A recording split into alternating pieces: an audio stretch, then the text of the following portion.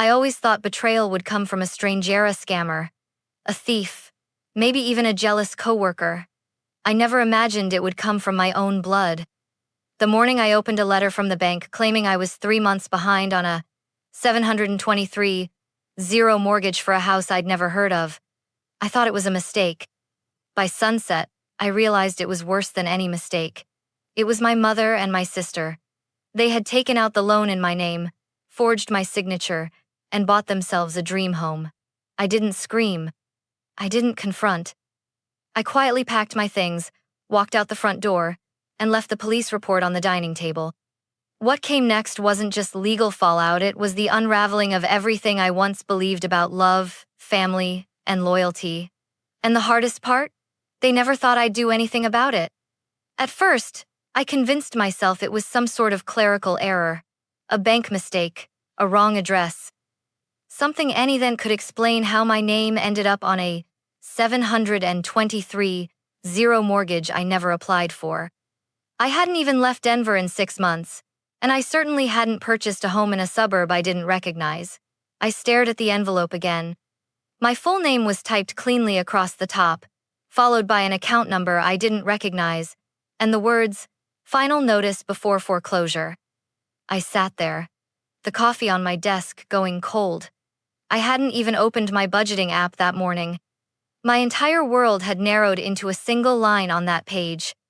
3 months delinquent on mortgage, $67,391.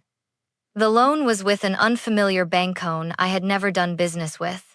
I called immediately, heart pounding, my voice tight with confusion. "I think there's been a mistake," I told the representative. "I never applied for a mortgage with you." But their tone shifted when they pulled up my file. "Ms. Mitchell, according to our records, you signed the mortgage in January. The property is located at 1447 Rolling Ridge Way in Littleton."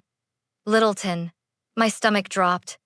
That was where my sister had recently posted a photo of a family brunch on her social media. It showed her, my mom, and 2 friends sitting in a sunlit kitchen I didn't recognize with marble countertops and huge bay windows. I never signed anything," I stammered. "I don't even live near that property." They read back an annual income I didn't earn, a credit score I once had, and an email address off by 1 character, Lauren, Mitchell88@gmail.com instead of Lauren, Mitchell88. Close enough to pass a quick check. Close enough to ruin my life. I hung up and sat in silence. The pieces were starting to click into place, and they didn't form a pretty picture. My mother had been oddly cheerful lately, talking about fresh starts and finally being somewhere that felt like home. My sister had mentioned moving, but she'd been vague. "Just out of that noisy apartment," she'd said. "We're staying with a friend for now." I didn't want to believe it, but I had to know. That night, I drove to Littleton. It was a neighborhood I'd never had a reason to visit, filled with new builds and quiet cul-de-sacs. I parked 3 houses down and walked by like a stranger. There it was. 1447 Rolling Ridge Way. Lights on, curtains open. My mother was setting the dinner table. My sister was laughing at something on her phone. I felt like I was outside of my own body, watching my life being played by actors who didn't know I was in the audience. They had stolen my name, my credit, my future, and turned it into their comfort. I didn't knock. I didn't yell. I turned around, walked back to my car, and drove home in silence. That night, I printed the first draft of a police report. I didn't sleep that night. I just lay there, staring at the ceiling of my tiny studio apartment, the one I'd worked 2 jobs to afford, while somewhere in Littleton, my mother and sister were sleeping under a roof they stole with my name. The next morning, I skipped work. I called in sick, but I wasn't sick. I was consumed. I opened my laptop and started digging. My first stop, my credit report. It took just minutes to confirm what I feared. 5 new accounts had been opened in the past 6 months. The mortgage was only the beginning. There was a home equity line of credit worth 100,000, a store credit card I'd never applied for with charges at high-end furniture retailers, and 2 personal loans with repayment plans that had already defaulted. My credit score had plummeted by nearly 130 points. They didn't just borrow, they devoured. I called each bank and lender. Each time, the voice on the other end gave me the same response. But Miss Mitchell, we have your signature on file. The last straw came when one of them offered to email me the signed documents. I clicked the PDF open and stared at the signature. It looked almost like mine: curved L, short horizontal bar on the T, rounded M. But it wasn't mine. It was someone trying to be me. I zoomed in on the strokes. There was hesitation in the pen pressure, slight tremors in the loops that suggested caution, not familiarity. Someone had practiced this. I dug into my records and compared it to the real thing me signature from my passport, my driver's license, a check I'd written just last week. They didn't match.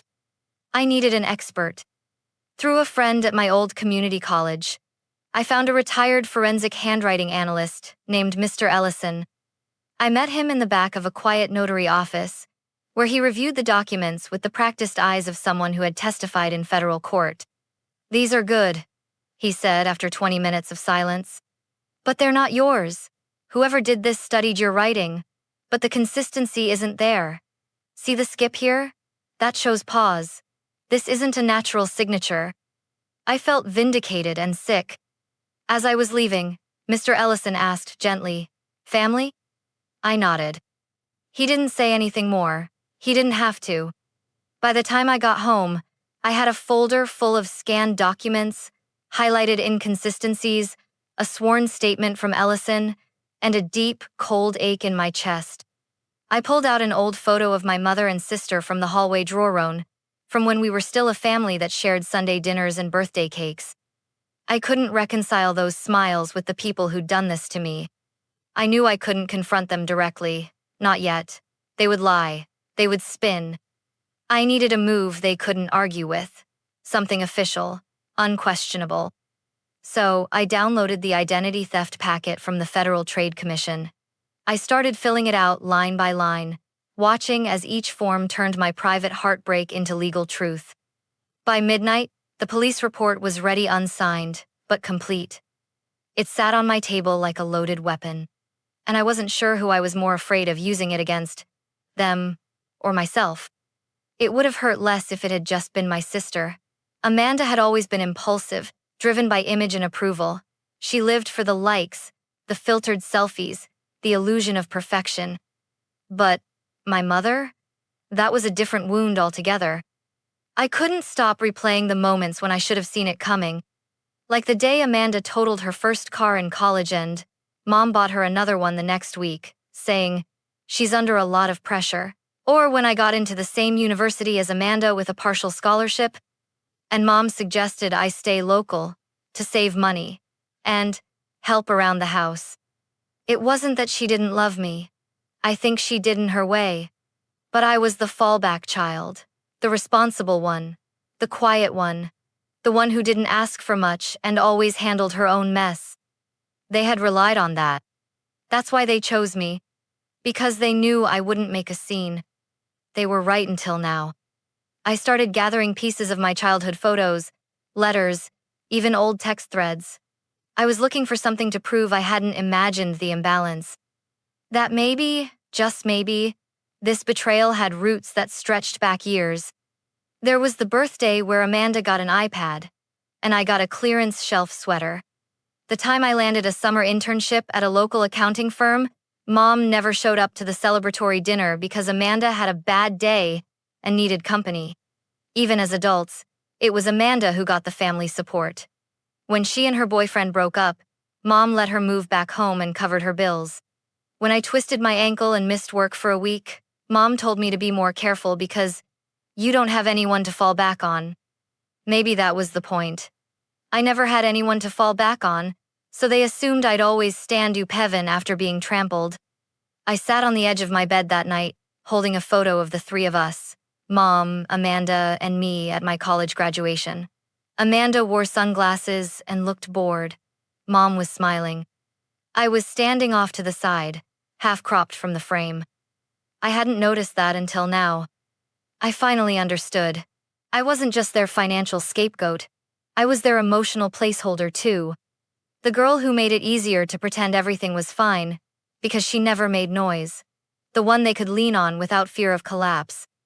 Well, they were wrong about one thing. I wasn't going to collapse. I was going to walk away. But not before giving them something to remember me by. I printed a copy of the police report and slipped it into a manila envelope. I wrote nothing on the Outsidino threats, no accusations. Just one sentence inside. I know what you did. Then I packed a small bag with the essentials. Wallet, passport, laptop, the few documents that hadn't already been exploited. And when the sun rose the next morning, I didn't leave a key. I didn't say goodbye. I left the envelope on the kitchen table and walked out the door for good. The police station smelled like bleach and burnt coffee. A heavy fluorescent light buzzed above me as I sat on a hard plastic chair, clutching the manila folder like it might vanish if I let go. Inside were copies of fraudulent loan documents, the handwriting analysis, and the credit reports that now defined my identity more than I ever had. I hadn't called ahead. I didn't want to give myself the chance to talk myself out of it. The officer at the front desk, a young man with a tired voice and kind, isolated me to a small room with a bolted-down table and 2 chairs. It looked like every interrogation room I'd seen on crime shows, except colder, lonelier. Detective Michelle Reyes walked in 10 minutes later. Mid-40s, plain suit, tightly coiled dark hair, sharp but not unkind eyes. She introduced herself and got straight to the point. "You're here to report identity theft. Is that correct?" "Yes," I said. My voice was steadier than I expected. "By my mother and my sister." Reyes blinked, then slowly sat down. "Okay, let's take it from the beginning." I walked her through everything step by step. The bank letter, the forged documents, the altered email address, the visit to the house in Littleton. I handed her every piece of paper I had, every screenshot, every note. She listened quietly, occasionally nodding, her pen moving in small, precise strokes. "This is a strong packet," she finally said. "And it's not the first time I've seen family involved in something like this, unfortunately." The word family hit harder than I expected. I swallowed it down. She continued. "We'll open a formal investigation. But I need to be very clear with you, Lauren. If the evidence checks out, and from what I see, it likely will, your mother and sister could be facing felony charges. Are you prepared for that?" I hesitated. Not because I was unsure, but because hearing it out loud felt like crossing a line I could never uncross. "Yes," I said quietly. "I'm prepared." No one protected me when they forged my signature. No one paused to ask whether I'd survive. 723, 0 in stolen debt. Why should I hesitate now? Reyes nodded and slid a stack of papers across the table. "Sign here to confirm your statement and consent to investigation." I took the pen. My real signature flowed across the page. No pauses, no forgery. When I left the station, it was raining. Of course it was. But instead of rushing to my car, I let the cold drops fall onto my coat, my skin, my hair. It didn't wash the pain away, but it marked something. For the first time, I had chosen to protect myself even from the people who were supposed to. By the time I got home, there was a voicemail from my sister, frantic, high-pitched, rehearsed. "Lauren, what the hell is this? You left a police report on Mom's table? You've lost your mind. Call me back now." I didn't. I deleted it. And then I blocked her number. 3 days after I filed the police report, I received a group text from my mother. "Family dinner, Saturday, 6 p.m. Just us. Let's talk this through. Love you." There was no mention of what they'd done, no apology, just the illusion of normal sire favorite tactic. I didn't reply. 2 hours later, she texted again, separately this time. "You don't want to burn bridges you can't rebuild. Think carefully before you make this permanent." The words didn't scare me, they confirmed everything. She still thought this was about emotions, that it could be swept under a rug with some wine and lasagna. Still, I went. Not for reconciliation, but because some truths are best delivered face to face. I arrived at my childhood home at 5:58. Amanda opened the door. Her smile was bright and brittle, like glass about to shatter. "Lauren, you look strong," she said, voice tight. "Thanks," I replied. "You look nervous." She flinched. Inside, the table was set like nothing had happened. My mother was already pouring wine. "Come, sit. Let's not make this awkward." Too late. We made it through salad and small talk. Amanda bragged about some listing she was trying to sell. My mom asked if I'd gotten a haircut. It was like watching actors stumble through a forgotten play. When the main course was served steak, medium rare, just how I liked it, Mom finally spoke. "I know you're upset, honey, but this is not the way. Calling the police? Turning on your own blood?" "Upset?" I said, my voice even. "Is that what you think this is?" "It's a misunderstanding," Amanda cut in. "A clerical mix-up. Mom just co-signed for me, and the bank got things confused." I laughed, not loudly, just enough to slice the tension in half. "Really? Because the IP address that submitted the mortgage application? It came from this house. And the email used? It's just one letter off from mine. You didn't even try to hide it." Amanda's eyes darted to Mom. "We didn't think it would go this far." That was the truth. They thought I'd stay silent. That I'd clean up the mess quietly, like always. "Lauren," my mother said gently, "you don't understand the pressure we were under. Your sister was going to lose everything. I just wanted to help her start over. So you destroyed my credit, my future, and any trust I had in this family?" I said, my voice shaking now, not with fear, but with fury. There was a silence so heavy it pressed into my ribs. Then Mom whispered, "You're overreacting." There it was, the dismissal, the gaslight, the thing I'd heard since I was 12. I stood up, pushing the chair back slowly. "No," I said, locking eyes with both of them. "You're underreacting, because the next time you get a knock at the door, it won't be me. It'll be a detective with a warrant." Amanda's face went white. I didn't stay for dessert. Didn't wait for another excuse, another guilt trip, another tearful plea. I walked out. And this time, I didn't look back. It happened on a Wednesday morning. I was sipping coffee in my car, parked 2 streets over from their Littleton house. I hadn't planned to be there, but something had pulled my curiosity maybe, or the need for closure. I told myself I wasn't spying. I was watching the inevitable happen. At exactly 9:14 a.m., 2 unmarked police cars rolled up to the curb. A third vehicle followed, bearing the seal of the county sheriff's department. From inside my car, I saw the officers step out calmly, with deliberate coordination. No lights, no sirens, just quiet authority. Then came the knock. I couldn't hear it, but I saw it. One officer at the front door, the others flanking the sides. A pause. Then the door opened. Amanda stood there barefoot, holding a mug. Her face, from a distance, shifted from confusion to disbelief. Mom appeared seconds later, wrapped in her floral robe. She stepped onto the porch like she was about to tell someone off. I watched the conversation unfold like a silent film. Amanda pointed. Mom raised her voice. One officer handed over a folder, likely the warrant. And then, slowly, Amanda was guided off the porch, her mug still in hand, spilling onto the walkway. It wasn't until they placed cuffs on her wrists that reality seemed to land. She began shouting. Her voice echoed faintly down the street. I couldn't hear the words, but I saw the wild gestures, the finger pointing back toward the house, the frantic look at her mother, at mine. Mom was next. She resisted, not physically, emotionally. She clasped her hands together in prayer and pleaded with the officer, probably telling them it was all a misunderstanding, that she was just trying to protect her daughter, that she didn't know the full story. But the officer didn't flinch. When they turned her around and cuffed her, she froze. Her body seemed to fold inward, like the weight of consequences had finally arrived. Neighbors were gathering now, curtains shifting, phones recording discreetly behind hedges. One woman from next door stepped out in her robe and slippers, whispering to a man watering his lawn.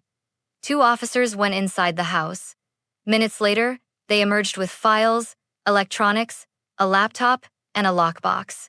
Evidence. Amanda and my mother were placed in separate cars. No words. No goodbyes. As the vehicles pulled away, I felt something I didn't expect. Not relief, not satisfaction, just silence. An empty, aching silence that swelled in my chest. This was what justice looked like. Not dramatic, not violent. Just slow, cold accountability. I drove away before anyone could recognize me. Before the news vans arrived. Before the whispers of, "Did you hear what happened on Rolling Ridge Way?" made it into coffee shops and HOA meetings. Later that evening, local headlines confirmed it. Mother and daughter arrested in 723. Zero identity theft scheme victim was family. The article didn't name me, but it didn't have to. Anyone close enough would know. A few old classmates messaged me, trying to check in. I left them unread. My father, who had been divorced from mom for over a decade, called me the next day. He'd found out through the news. His voice was quiet, the way it used to be when he was disappointed in report cards or broken curfews. "I'm sorry, Lauren," he said. "I should have protected you from this family a long time ago." "I protected myself," I replied. And that was the truth. What came next would be courts, statements, restitution, and paperwork. But in that moment, I finally understood something deeper than justice. I hadn't just taken back my name. I had taken back my voice. The night after the arrests, I slept for 12 hours straight. No nightmares. No jolts awake from imagined knocks at the door. Just sleep the kind I hadn't tasted in months. When I woke up, the sun was already high, and the silence in my apartment didn't feel empty. It felt like peace. There was still a mess to clean up, of course. My credit report was in shambles, and the mortgage, the one I never agreed to, was now in foreclosure. The house on Rolling Ridge Way would be seized, the assets frozen. The legal process would take months, maybe longer. But the difference now was, I wasn't waiting for disaster to hit anymore. I was already standing in the wreckage and learning how to rebuild. I started with small things. A new P.O. box. New passwords for every account. A financial advisor who specialized in post-fraud recovery. Her name was Jody, and she treated me like someone capable, not broken. "You're not alone," she told me in our first session. "You're just ahead of the curve. Most people never report family fraud. You did." That meant something. I also started therapy not because I was falling apart, but because I didn't want to anymore. My therapist, Dr. Callan, asked me during our second session, "When did you start believing your pain didn't deserve space?" I didn't have an answer. So we began building one together. Meanwhile, the community response was mixed. Some neighbors offered hollow sympathy. Some distant relatives sent texts laced with guilt. "Are you sure prison was necessary?" Or, "But she's your mother." Only a few truly got it. My friend Rachel from college sent me flowers with a note that read, "Justice doesn't require permission." I kept that on my fridge. And then came the hardest moment.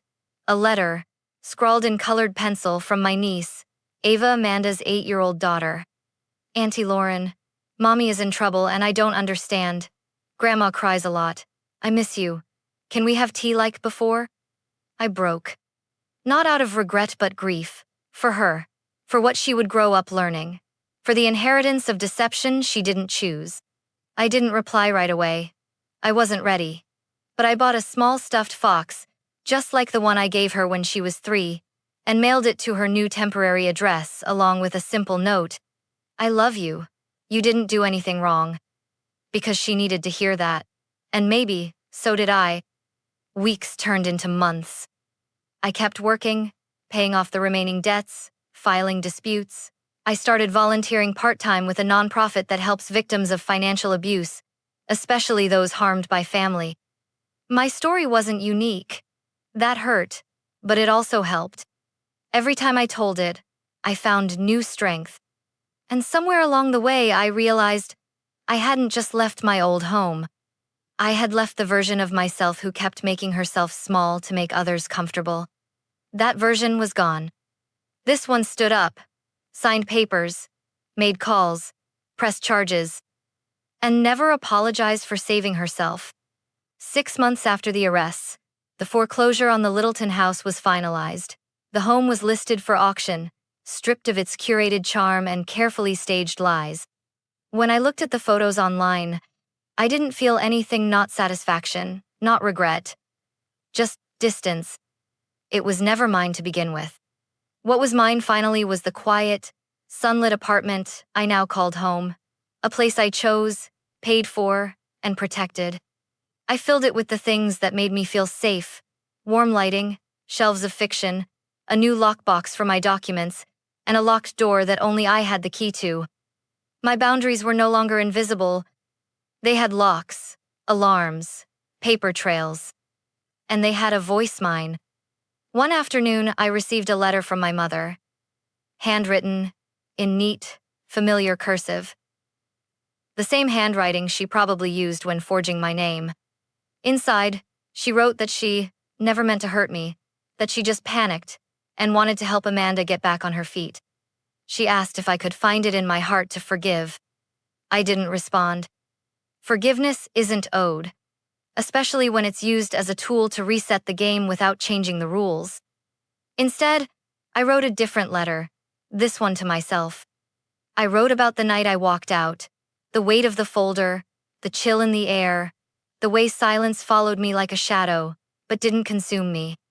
I wrote about how brave I had been, not for calling the police, but for finally saying, enough. And I kept that letter tucked inside my journal. A reminder that my strength was never about how much I could carry, it was about finally setting it down.